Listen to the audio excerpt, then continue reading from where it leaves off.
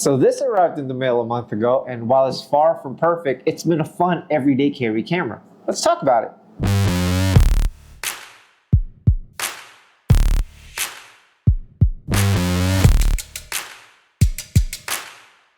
This is the Olympus E-PL6. It was released back in 2013, so it's a 12-year-old camera now.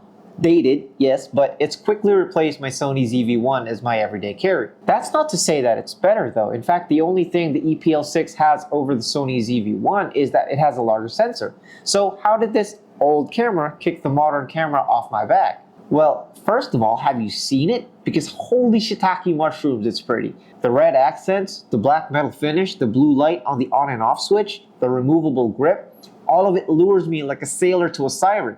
It's got a uniqueness that you can't really see in a lot of newer cameras, and to be honest and not to be shallow, I've had my eye on this camera specifically because of how it looks. There are of course other color variations, but I don't know, I just like this one. I just like black and red. Also, it's so freaking compact and it's barely larger than the Sony ZV-1. It's not quite pocketable, but when paired with a tiny lens like this TT-Artisan 25mm, it's small enough to fit in my fanny pack along with my other essentials. That being said, its size and aesthetics make me want to bring it with me anywhere I go. I take it to work, when I'm on my break, when I walk my dogs, when I get groceries. I literally take it everywhere. And you know what they say, the best camera is the one that you have with you. And this camera's been with me ever since I got it. But what good is a pretty camera if it doesn't take good pictures, right? Well, the E-PL6 does that too. It sports a 16 megapixel micro four thirds sensor, and that's more than enough for small prints and social media. You could even crop images to half their size and they'd still be usable. I will say though, it doesn't do too well in low light. Your tolerance to noise is likely different than mine, but the amount of grain at ISO 3200 is right about my limit. Other photographers might consider it a bit too much, but I'm a moments over quality type of guy, so I'm willing to work with a bit more noise. In typical Olympus fashion, it also renders colors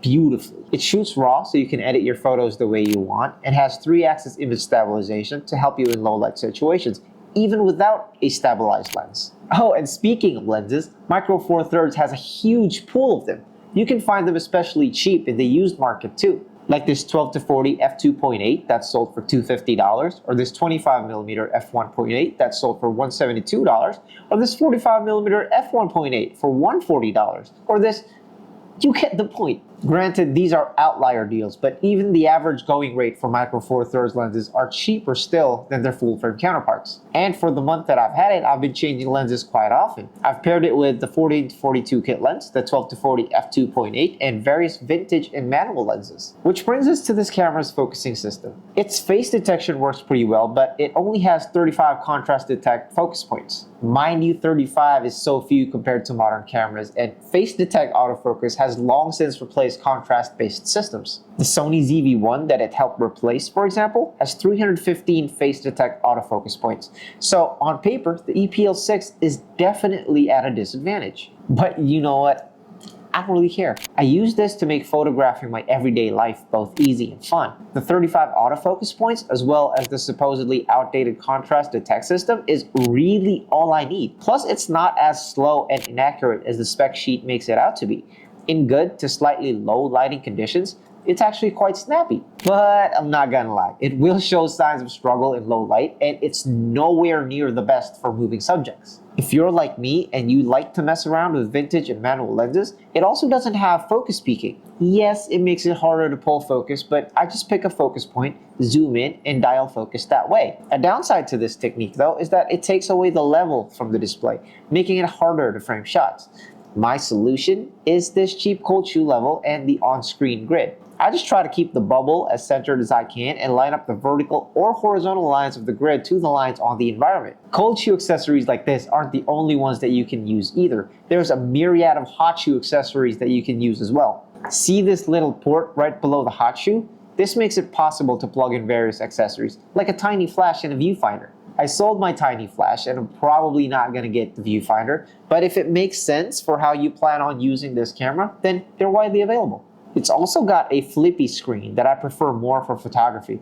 It's more discreet, it's faster to set up, and it flips up for selfies. The downside is that it's harder to take portrait-oriented shots from below waist level. The touchscreen is pretty responsive too, which circles us back to autofocus. You can tap anywhere on the screen to pick a focus point just like you would with your phone, or activate the touch shutter feature so it focuses and takes the picture.